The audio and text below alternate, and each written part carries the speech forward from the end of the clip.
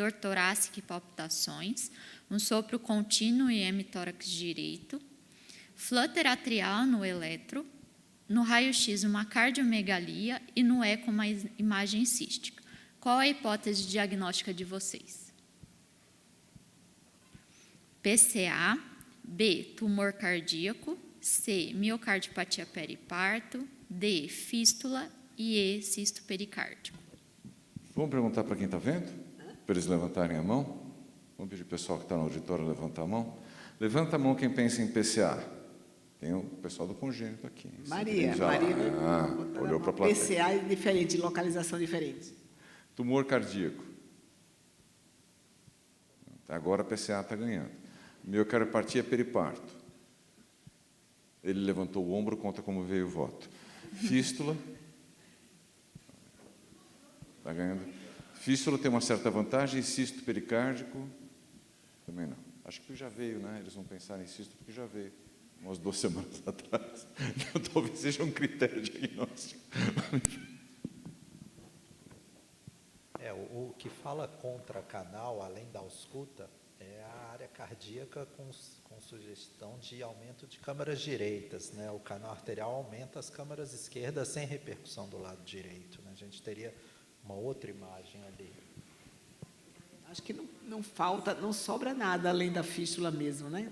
Na sua opinião, você conhece a história sempre. A ruptura do seio de Valsalva que a Maria levantou poderia sim, porque se o seio de Valsalva rompe para o VD ou para o átrio direito, pode aumentar muito essas câmaras e também trazer o sopro contínuo. Então, a gente recorreu à doutora Liri e pedimos mais um ecocardiograma. A doutora Liri vai mostrar a ruptura do seio de Valsalva, mas né? esse eco já foi totalmente diferente do outro, porque já tinha cola, tá? Então, por isso que foi fácil de fazer.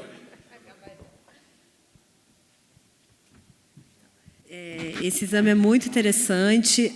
Eu não fiz sozinha, eu fiz com o Dr. Carlos, com a doutora Mercedes, pelo grau de dificuldade, tá? Então, mas é bem bonito o exame, vou mostrar para vocês. Então, começando aqui, essa imagem do par external longitudinal. Acho que... tá. Eu sempre esqueço. Então, aqui, como vocês podem ver, é o ventrículo direito, o ventrículo esquerdo, o átrio esquerdo e a aorta.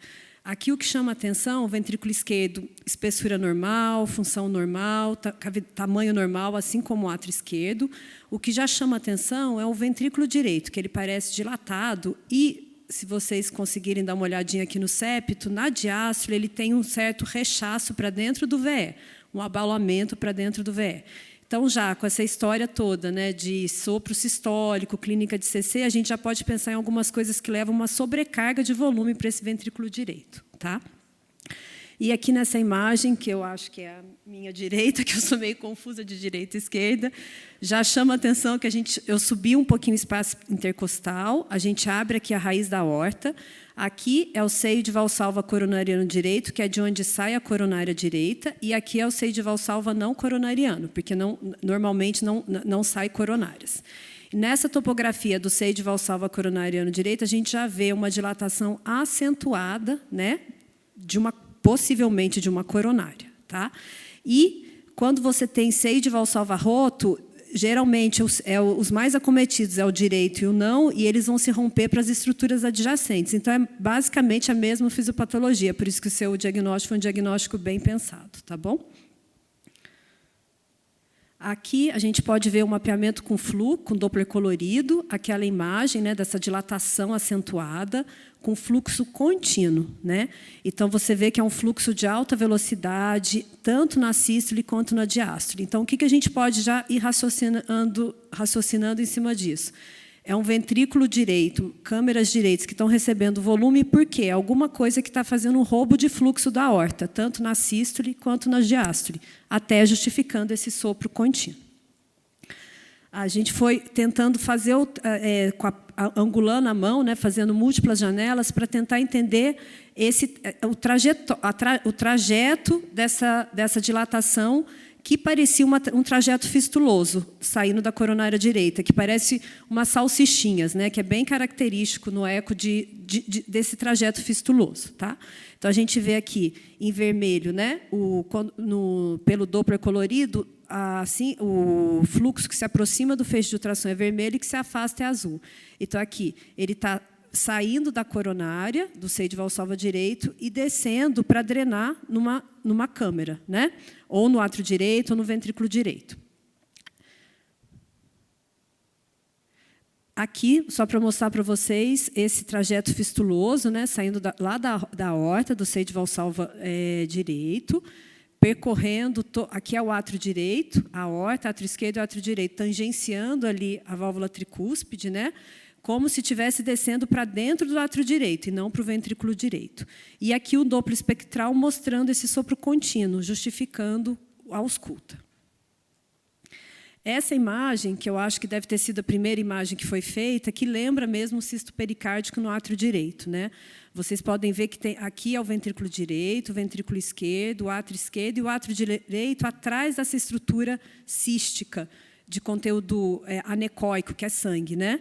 E a gente pode ver que tem fluxo dentro dela. Tá? Então, o que a gente pensou que estava acontecendo? Ela saiu aquela coronária dilatada, com trajeto fistuloso, drenando nessa estrutura aqui, por ter fluxo em seu interior. Aqui, só para mostrar para vocês um 3D, como que ela era enorme, né? Essa dilatação, essa neocavidade, esse aneurisma.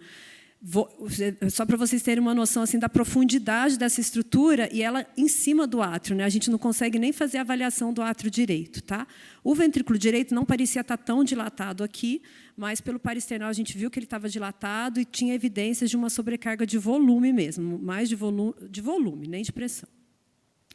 Aqui a avaliação da contratilidade segmentar, como era a coronária direita, eu trouxe esse slide para mostrar para vocês a parede inferior e a parede inferolateral, que não tinha comprometimento segmentar, não tinha hipocinesia, para a gente pensar, né, num roubo de fluxo, levando uma isquemia dessas paredes.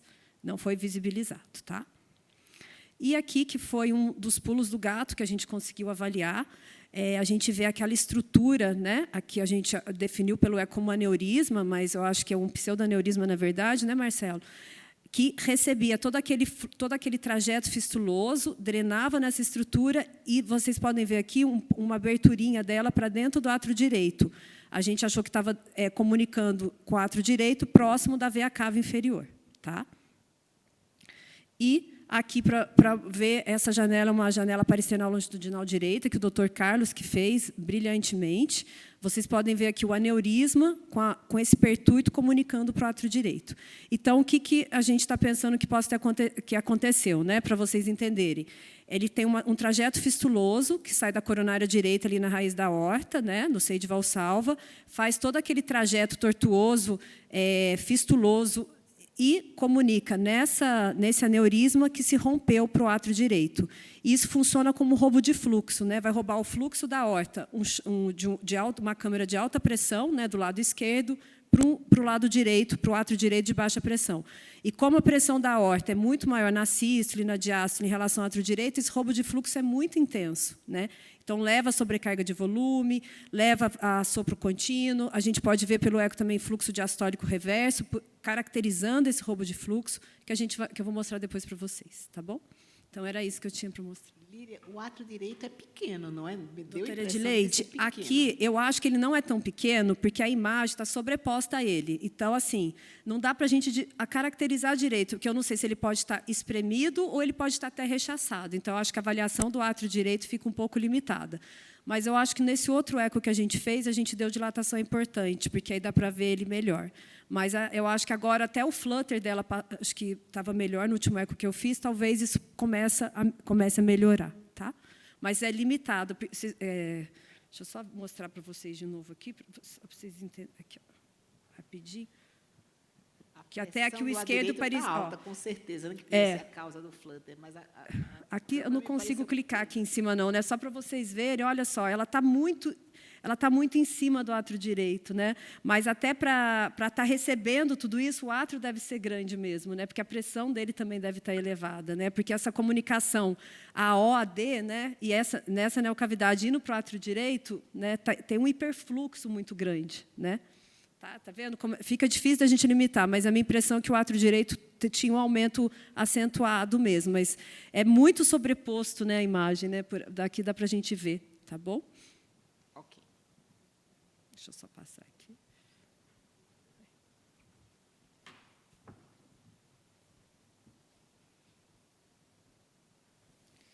Essa paciente, a gente tem uma ressonância, que foi visto trombo no interior da massa, porém não era possível delimitar se a mesma era intra ou extracardíaca. Então, a gente tinha uma impressão de uma massa de 11 centímetros, com dilatação importante do sistema venoso e que tinha esses trombos. Qual que era o próximo passo para o diagnóstico? Uma angiotomo de coronária, um cateterismo cardíaco, um PET-CT, biópsia ou exploração cirúrgica. Doutora Maria, quer comentar? O que você faria nesse momento? A gente está com essa massa que a gente ainda não definiu, mas com certeza é uma fístula.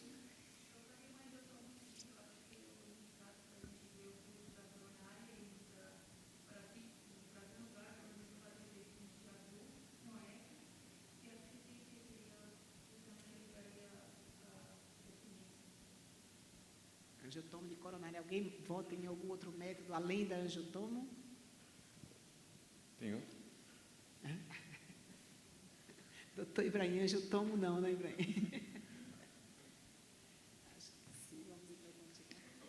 Essa paciente foi avaliada num serviço externo antes de vir para cá, e lá eles queriam fazer a ressecção da massa, né, antes de fazer a angiotomo e o CAT, né? Inclusive, eu entrei em contato com um cirurgião que ia operá-la e ele falou, não, tranquilo, eu ia operá-la e resolver na cirurgia qual seria a etiologia da massa. Que era o diagnóstico ecocardiográfico de fora de outro serviço. A ressonância foi feita fora, inclusive, né? A ressonância acho que não foi feita aqui. E tinha essa história mesmo. Você foi mostrar o caso para a gente e com essa história que a pessoa estava pensando em resolver um loco ali, qual seria a etiologia e o tratamento. Se você for olhar aquela imagem do eco apical com aquela bola, você fala que aquilo é um cisto pericárdico enorme, né? Mas você não sem ver o restante do exame. Então, eu não sei, porque acho que foi por isso que pensaram que era um cisto, né? E devia ter trombo. Eu imagino qual seria a surpresa do cirurgião depois da toracotomia exploradora, diante daquela massa que seria pulsátil, vascularizada, tal, com uma coronária direita que, obviamente, ele conseguiria enxergar, saltando aos olhos dele, extremamente dilatada, né? Ainda bem que não foi para a cirurgia. E eu complementaria, sim, com angiotomo, porque se a gente está diante da hipótese de uma fístula coronária, é importante a angiotomografia para poder entender melhor toda a anatomia. As reconstruções tridimensionais são fantásticas e permitindo, inclusive, um planejamento, né, de uma possível intervenção, caso seja confirmado o diagnóstico. Mas, Marcelo, você faria o cateterismo? Ela não tem um angiotomo, está quebrado o angiotomo. O cateterismo podia ser resolutivo nesse caso? Sim, a angiotomografia não é essencial para o cateterismo, né? Ela ajudaria no planejamento. Então, se eu trago um paciente com fístula, uma suspeita de fístula coronária para o laboratório, é importante que eu tenha próteses disponíveis, né? Todo um arsenal terapêutico junto, né? Senão eu poderia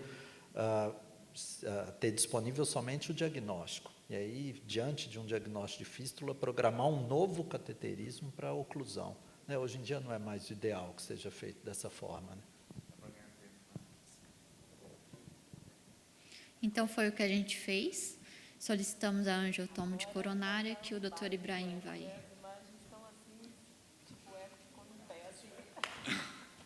Bom, antes de mais nada, esse caso tem uma historinha que é a seguinte. Acho que foi uma sexta-feira ou uma quarta? Sexta, né? Sexta-feira e quarta tarde, sexta-feira, quem quiser, eu já faço convite aqui para quem estiver aqui e acompanhando à distância, que quarta e sexta à tarde são os dias que o Dr. Tuma está presente na sessão. E se alguém quiser ver caso raro, é só procurar a sessão quando o Dr. Tuma está presente. E falando isso, eu já faço o cumprimento também, porque, na verdade, ele estava vendo o caso e fazendo o diagnóstico, e muitas das imagens que nós vamos ver aqui foram feitas por ele, que, assim como o Paul, faz reconstruções tridimensionais muito bonitas. Mas agora eu lembrei do caso, na ressonância a gente tinha suspeitado que poderia ser aquilo que depois a gente acabou vendo que era anatomo, e acabou vindo para cá, a ressonância não é daqui, por isso que a gente não encontrou. De qualquer maneira, essas são as imagens axiais, né? A gente vai aqui a cava inferior se formando. Olha, esse é o átrio direito grande, rechaçado por essa grande estrutura que deforma o átrio direito de uma maneira bastante impressionante. Então, provavelmente o que estava dando aquela sombra no raio-x, e aqui a gente vai parar com detalhes, mas a gente vê também a coronária direita bastante dilatada, mas provavelmente o que estava dando aquela sombra à direita no raio-x de tórax é esta estrutura, porque num corte frontal, esse é o átrio direito e isso aqui é aquela estrutura, e aqui a gente vê que tem aquela imagem linguiciforme que a Líria já tinha chamado a atenção no eco, né? À medida que a gente vê contraste retido na cava, mostrando uma dificuldade de esvaziamento da veia cava superior provocada pela compressão extrínseca dessa estrutura. Aqui, isso que nós vamos ver melhor é a artéria coronária direita, também bastante dilatada, quem sabe um ramo dela. Quando a gente olha essa outra imagem do meio, se vê a cava inferior chegando no átrio direito e como ele é desviado por essa estrutura, e aqui, de novo, essa estrutura desviando. E vejam nesse corte que interessante a diferença do diâmetro da coronária direita na sua origem para o tronco da coronária esquerda. Partindo agora para imagens axiais, num corte parado, né, são aquelas mesmas que a gente viu correndo, mas agora parado, a gente vê o contraste retido quando chega pela cava superior, no átrio direito, a artéria coronária esquerda e aqui a origem da artéria coronária direita. Então, já por aqui, ficava evidente que existia uma relação dessa coronária direita com essa massa e que não envolvia a coronária esquerda. E que essa massa, na verdade, poderia se tratar, eventualmente, de um trajeto fistuloso, de um aneurisma provocado por uma fístula, ou, enfim, relacionada a essa coronária direita. Então, nós vamos para reconstruções sagitais. E as reconstruções sagitais confirmam a dilatação da coronária direita, e aqui mostram, numa reconstrução completamente oblíqua, né? Então não é um plano.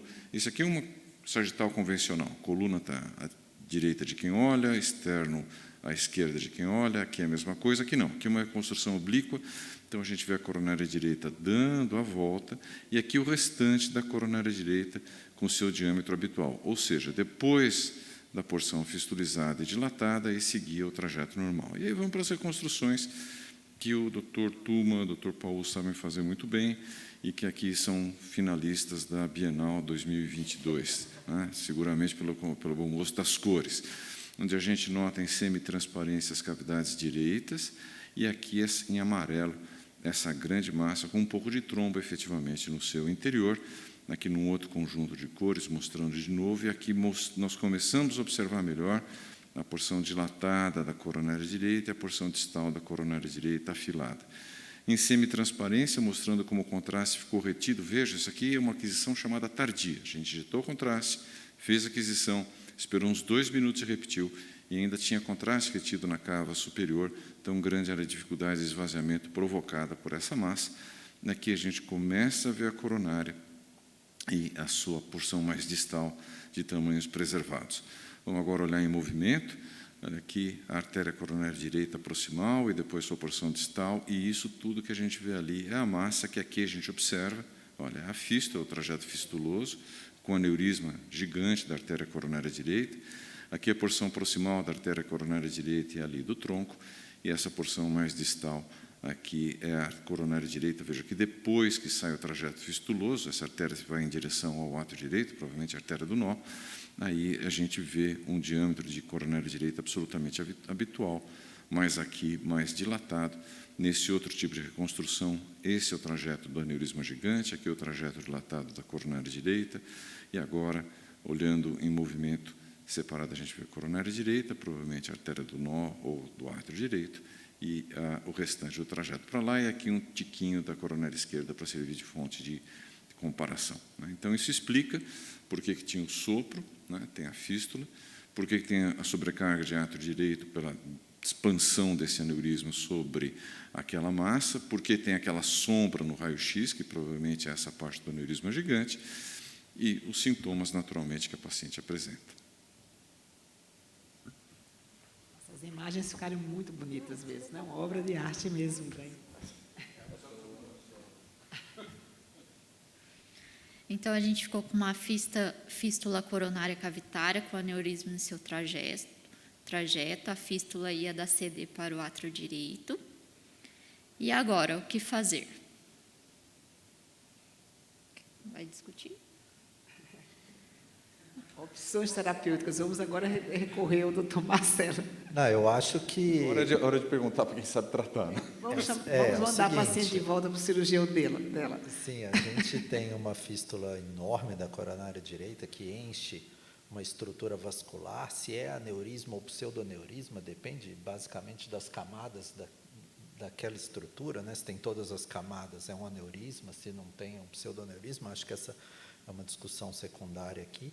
Eu faria, sim, um cateterismo, até para ver se existe alguma outra fístula na coronária esquerda, que, por ser muito pequena, possa ter passado desapercebido. Às vezes acontece mais de uma fístula, mas também para complementar diagnóstico, né? Acho que seria importante fazer o cateterismo. Interessante é ver aquela linha do tempo que você traçou. Os sintomas começaram em 2012, depois da gestação, né? A fístula, ela tem origem congênita. É muito raro uma fístula adquirida, né? Teria que ser num pós-operatório, talvez, ou traumático, que é muito raro. Então, essa paciente com essa fístula durante muito tempo deve ter aumentado a sobrecarga e o fluxo por ela pelo estado hiperdinâmico da gestação. E aí, provavelmente, foi aí que ela fez essa dilatação aneurismática da porção distal e aumentou o seu deságue para o átrio direito, gerando todos os sintomas, né? Acho que essa é uma informação muito bacana, que deu a sua linha do tempo que você traçou. Mas faria um cateterismo, sim. Certo, então foi isso que a gente fez. Queria chamar o doutor Marcelo.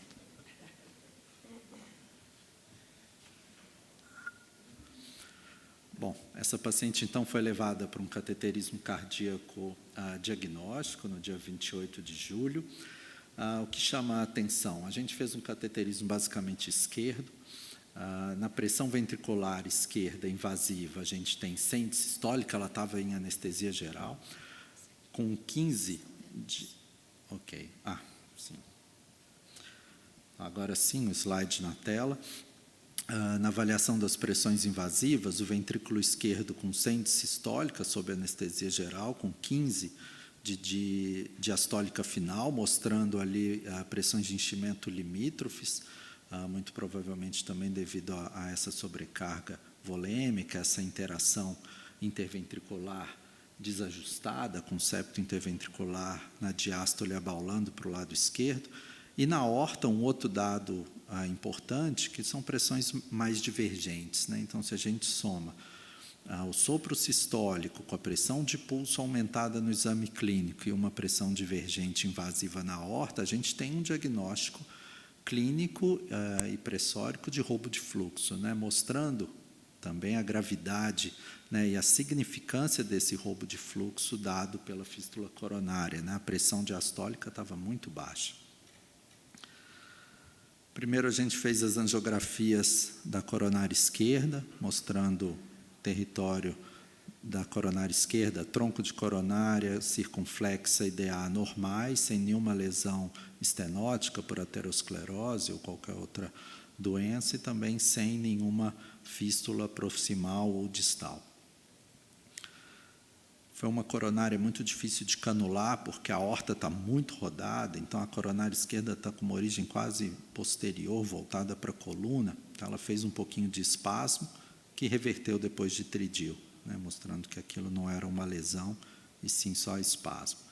E aí a gente foi para a coronária direita. A coronária direita, a gente com um catéter angiográfico 6F, que é um catéter que dá um fluxo de contraste adequado, injetando 10 ml por injeção, que é uma quantidade grande para quem faz coronária. Normalmente eles fazem estudo coronariano direita e esquerda com 50 ml, só ou menos. Aqui, com cada injeção de 10 ml, eu não conseguia contrastar totalmente a fístula, dado a velocidade de fluxo através dela, que lavava rapidamente o contraste. Mas a gente pode ver nessa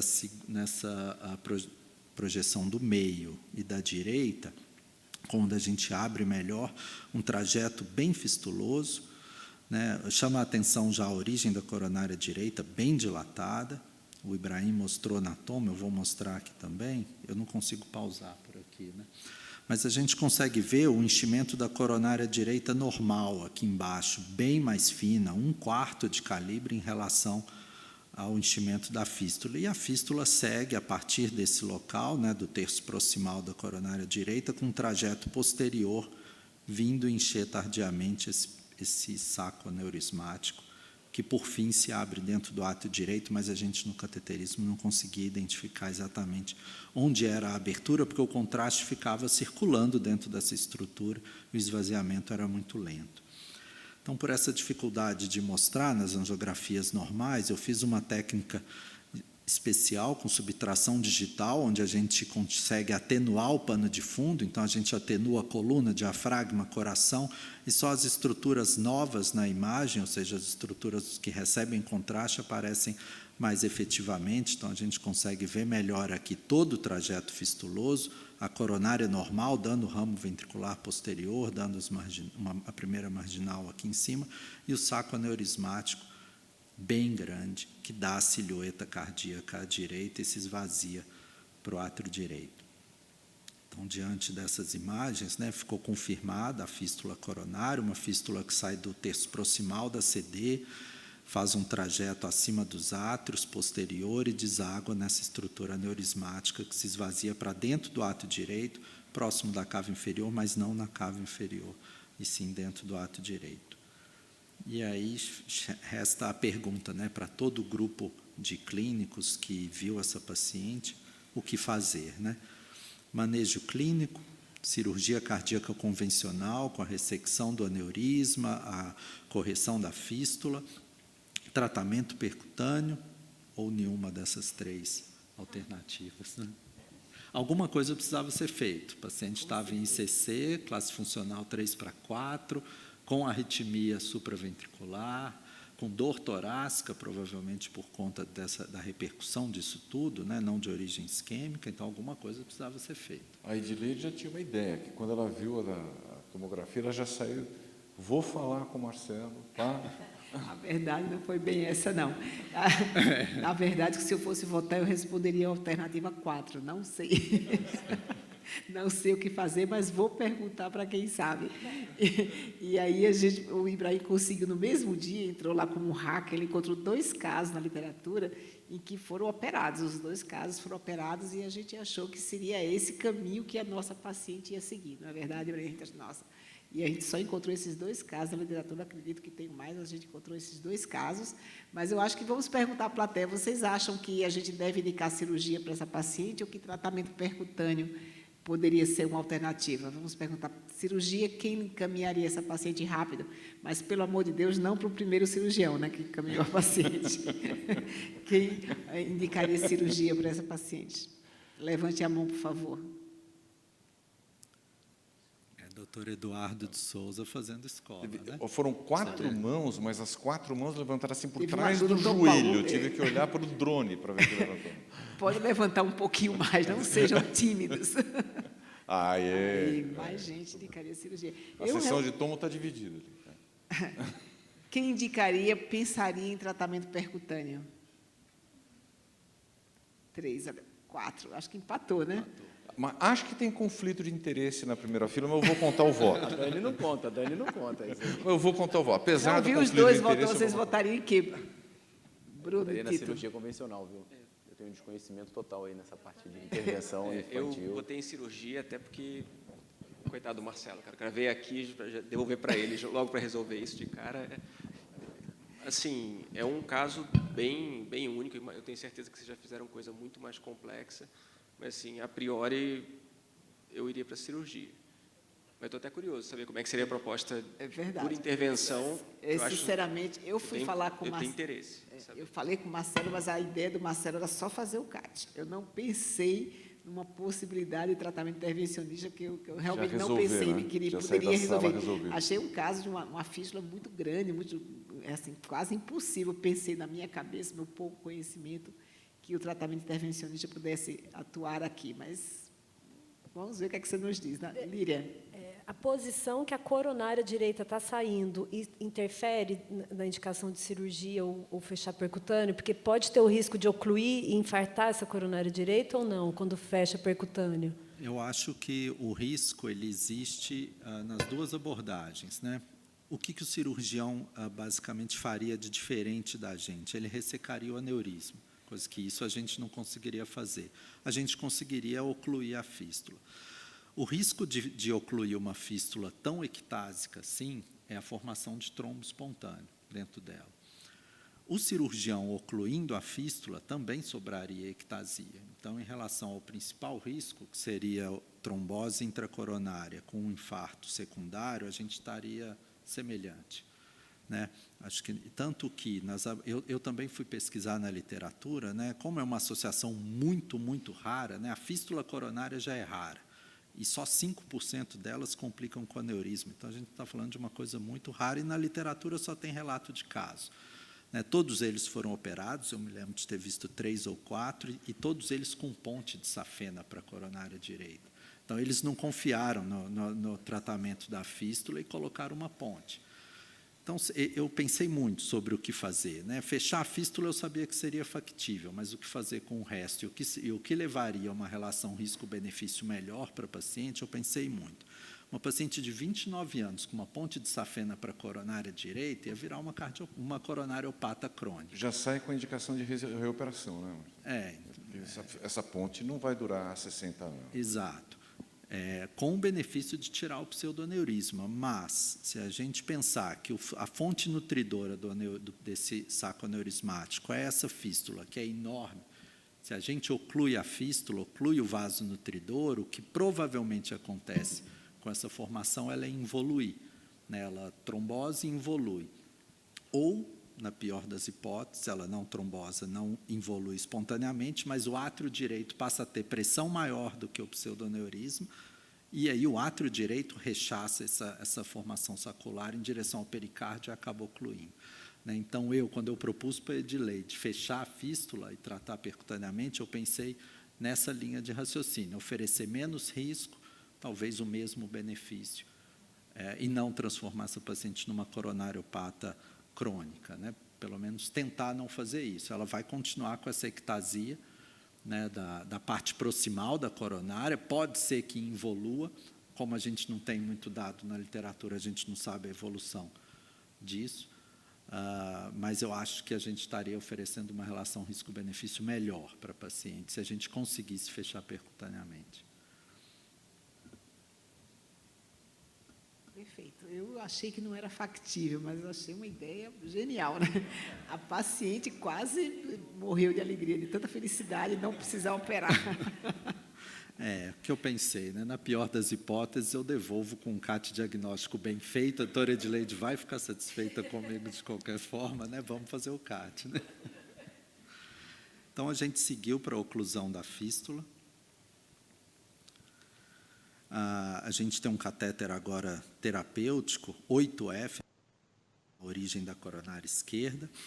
Passamos um fio-guia de coronária, né? A gente trabalhou basicamente com materiais de coronária aqui, então o fio-guia de coronária fez todo o trajeto da fístula, entrou no saco aneurismático e saiu pelo orifício no átrio direito, e a ponta dele está quase na via de saída do ventrículo direito. Então, isso deu uma certa estabilidade para a gente poder avançar o material que precisava, mas antes disso a gente se preocupou em passar um segundo guia que protegesse o leito da coronária direita nativa, caso, no avanço desse catéter terapêutico, que é um material calibroso, a gente pudesse complicar com uma dissecção dessa parede, essa dissecção invadisse o leito coronário, e aí sim a gente estaria em maus lençóis, né? Então, a gente passou um segundo guia, não sei se vocês estão conseguindo ver. Esse guia está descendo aqui, ele ainda não está na coronária direita, mas na próxima ele já vai estar. Então, aqui aqui já tem 2 catéteres, um catéter terapêutico posicionado no ósseo da coronária que é o que leva o fio-guia para a coronária direita. Qualquer complicação, a gente conseguiria passar um stent de coronária facilmente até o leito distal da coronária. E um outro catéter, que na verdade é uma bainha 7F, uma bainha de vascular, de periférico, que avançou por sobre o guia e já está lá no terço médio distal da fístula, bem nesse local que eu estou apontando para vocês. E o fio-guia, dessa vez, a gente trocou por um fio-guia de maior estabilidade e demos várias voltas nele dentro do aneurisma para que desse suporte para descer o material. A prótese que a gente escolheu foi uma prótese Amplatzer, feita para oclusão de vasos, né? Então, ela é feita especificamente para oclusão de fístulas colaterais e etc. Ela tem 3 discos de nitinol, são discos bem flexíveis, o que permite que ela vá dentro de catéteres mais finos, permite a oclusão de estruturas vasculares até 17 milímetros de calibre, sendo que o maior plug tem 22 milímetros. Para esse paciente, a fístula media, logo depois da saída do leito da CD nativa, media 12,5 milímetros. Então, até pela própria tabela deles, entre 12 e 14, a gente escolheu o oclusor de número 18 para fazer isso. E aí aqui a gente pode ver esse oclusor de 3 discos posicionado dentro da fístula, posteriormente à emergência da coronária direita, ainda com fluxo no seu interior e ainda presa ao cabo. Essa prótese presa ao cabo, ela dá uma segurança muito grande para a gente, porque até esse momento ela é recapturável. Então, digamos que ela não tivesse atingido uma posição adequada, ou a gente tivesse tido alguma complicação e precisasse retirar presa no cabo, bastaria avançar com o catéter, eu conseguiria recapturar essa prótese e tirar do paciente. Vejam que interessante, a prótese acabou de ser implantada, ainda permite fluxo no interior, porque ela é feita de uma malha de nitinol, mas só a lentificação do fluxo através dela já fez o enchimento da coronária direita bem melhor. Agora a gente consegue ver uma coronária direita bem perfundida com todos os seus ramos, né? Um VP grande, inclusive. Como ela estava bem posicionada, a gente optou por liberá-la nesse local. Na escolha do local, o que a gente levou em consideração? Se a gente ocluísse longe demais, ficaria um trajeto redundante e ectásico muito grande que poderia trombosar e esse trombo caminhar em direção à coronária. Se a gente ocluísse muito perto, o próprio disco ele é de um material não biológico, né? Então ele poderia também ocluir, seja por efeito de massa ou por trombose. Então a gente deixou relativamente próximo, mas não tão próximo assim. E esse é o resultado final, à direita, comparando com o inicial à esquerda. Então, a prótese já solta, já sem fluxo. Vejam que o contraste ele deságua lentamente, então existe uma ectasia dessa coronária direita, mas o fluxo está preservado para a coronária direita distal. Então, essa ectasia preocupa, né? Essa ectasia preocupa pelo risco de formação de trombo espontâneo, mas isso é 10 minutos depois de liberar, a gente não via nenhum trombo, nenhuma dissecção, nenhuma complicação, então por isso a gente tirou o catéter e o procedimento acabou por aqui, tiramos o guia que ainda estava na coronária direita e o procedimento se deu por encerrado. Não houve nenhuma complicação, o eletro não alterou durante o procedimento, o paciente estava em anestesia geral, então a gente não conseguia relato de queixa, mas nenhuma intercorrência nem nada a gente teve desse procedimento. Sensacional.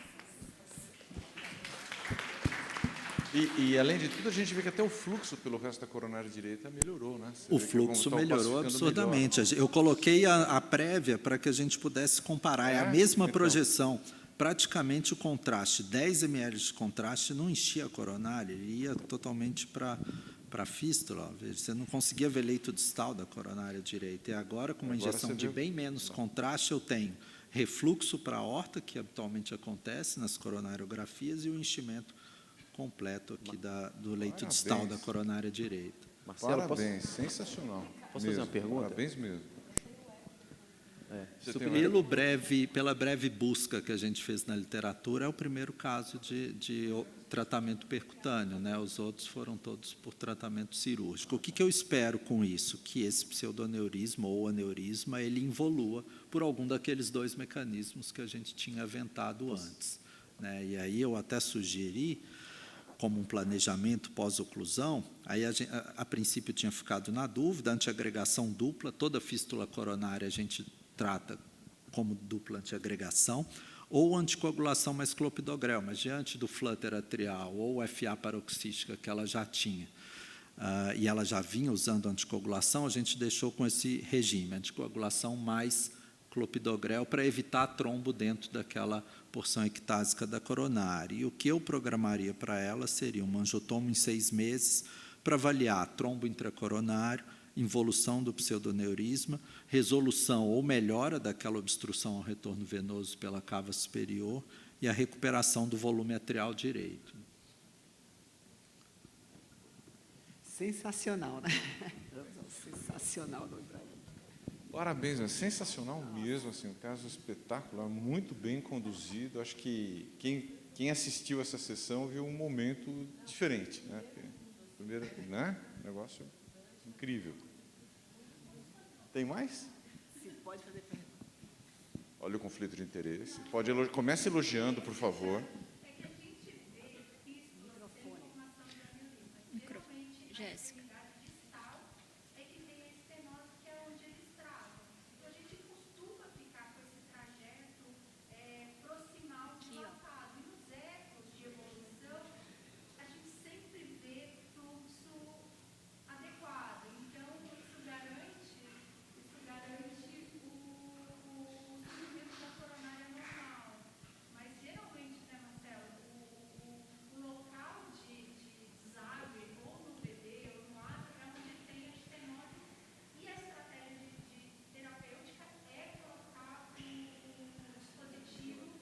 Distal, não é isso?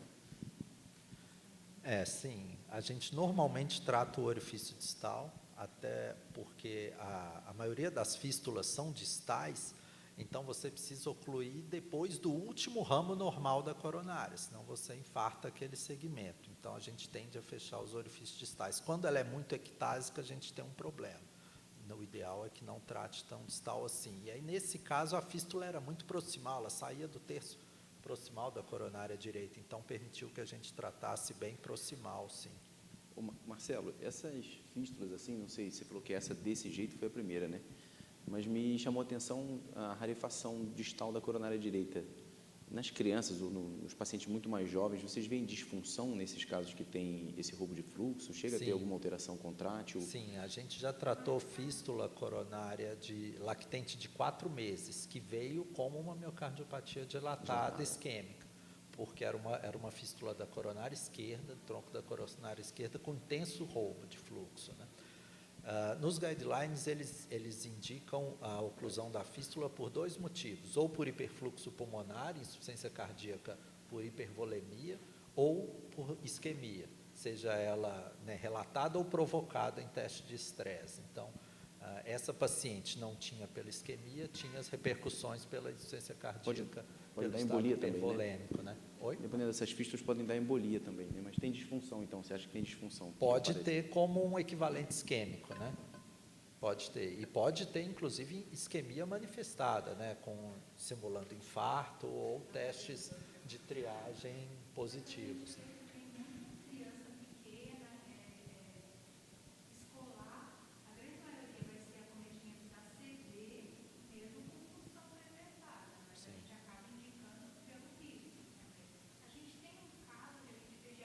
Fetal, nasceu prematuro e ainda está em acompanhamento, porque ela ainda está com uns 3 aninhos, eu acho que estão esperando crescer um pouco. É fístula da CD, não me lembro, acho que para o átrio ventrículo. A maioria das fístulas é achado ocasional, não necessitam tratamento, né?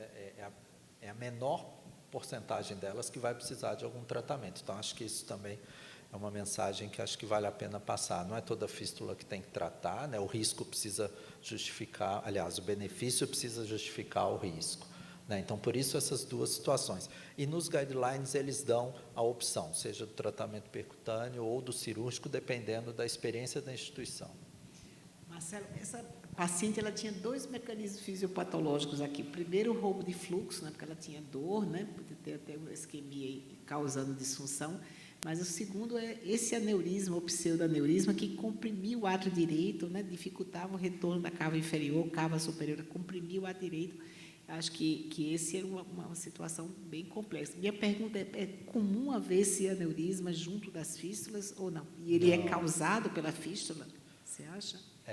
Não é comum essa associação, né? São 5% só das fístulas coronárias que complicam com essa dilatação aneurismática distal, né? Então, dentro da raridade, é ainda assim mais raro ainda, e o aneurisma é adquirido pela fístula, pela presença da fístula. O que eu imagino que tenha acontecido? A fístula é congênita. No estado hiperdinâmico da gestação, havia uma estenose que dificultava o deságue dessa fístula. No estado hiperdinâmico, começou a haver muito volume e ela foi dilatando até, já havia um obstáculo, até o momento em que ela efetivamente rompe para dentro do átrio direito, e aí leva não só a compressão, mas também ao aumento do volume que passa pelas câmaras direitas, né? Todo o retorno das cavas, mais o roubo de fluxo aórtico. Ok, então o aneurisma você acha que foi adquirido? Foi adquirido. Provavelmente por dilatação desse leito fistuloso distal. Você vai apresentar? Okay. Já são 13 horas, você tem 5 minutos, acho que dá para você passar a sua revisão. Não, é que tem o eletro e o eco pós. Ok, então vamos. Eletro, doutor Bruno Valdigem, rapidinho. Muito rápido. Uma sobrecarga atrial em V1, muito bem observada aqui. Eletro agora em sinusal. Pela primeira vez, um eletro em sinusal. Talvez não dê para dizer que é sinusal, mas com um ato direito tão grande, a polaridade do onda P pode mudar. O da ISO em parede inferior. Não parece mais ato esquerdo, não? Ato esquerdo? Por conta do V1 aqui, ó, o componente negativo do V1. V1 está bem negativo, mas estou falando pela sobrecarga atrial, o que eu estou dizendo é que a polaridade da onda P em D2, D3 e AVF está de ISO para negativa. Talvez causada pela compressão externa. Não tinha nada para ser ato esquerdo, tinha que ser direito mesmo. Ok.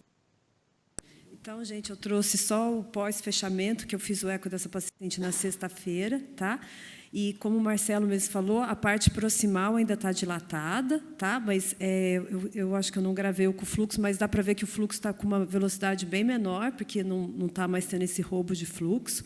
E aqui, pelo Multi-D, vocês podem ver que tem uma imagenzinha, uma bolinha, tá vendo onde eu estou apontando? Que é o dispositivo oclusor, tá? Aqui também, para mostrar aquela imagem, né, daquela dilatação aneurismática, que foi o que o Marcelo mesmo falou, ele está com lentificação, já tem trombo dentro dessa neocavidade, né, desse aneurisma pseudo, e chama a atenção aqui a parede dessa estrutura, né, desse pseudo-aneurisma, que a pressão do átrio já está maior, está forçando, fazendo uma pressão em cima dessa parede para fechar. Então, acredito que vai evoluir. Tá?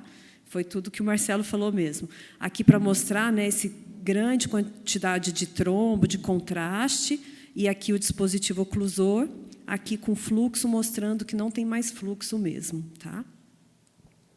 Aqui um 3D que eu achei muito bonito. A diferença do tempo é o próximo, eu vou mostrar.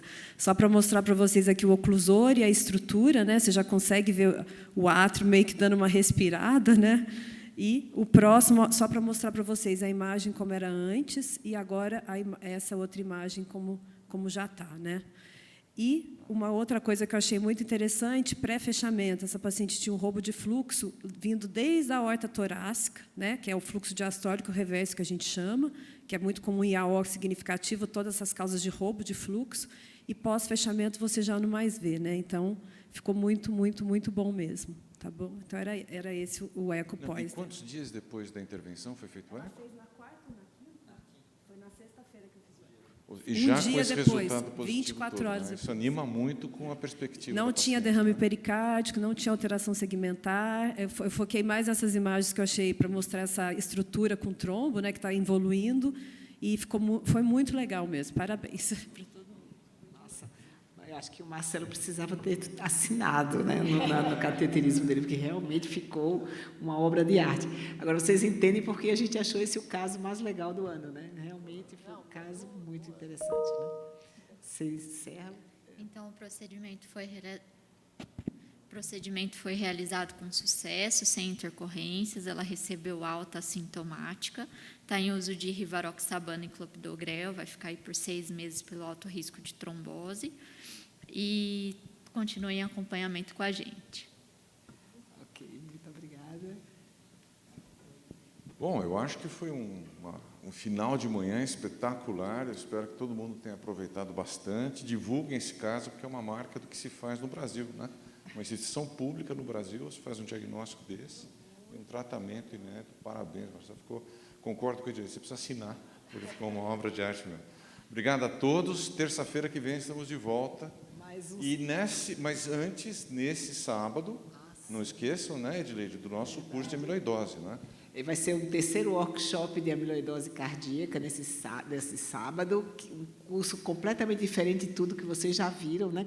3D, né? Todo mundo vai usar o óculosinho para assistir em 3D. Vamos ter mesa de debates, de discussão no período da tarde, vamos ter coquetel de encerramento e contamos com a presença de todos lá. E o miocárdio de todo mundo que vier vai sair pelo menos 2 milímetros mais fino. Queria agradecer mais uma vez ao Tuma pelo diagnóstico e pelas imagens, e boa tarde a todos, até sábado e depois até terça.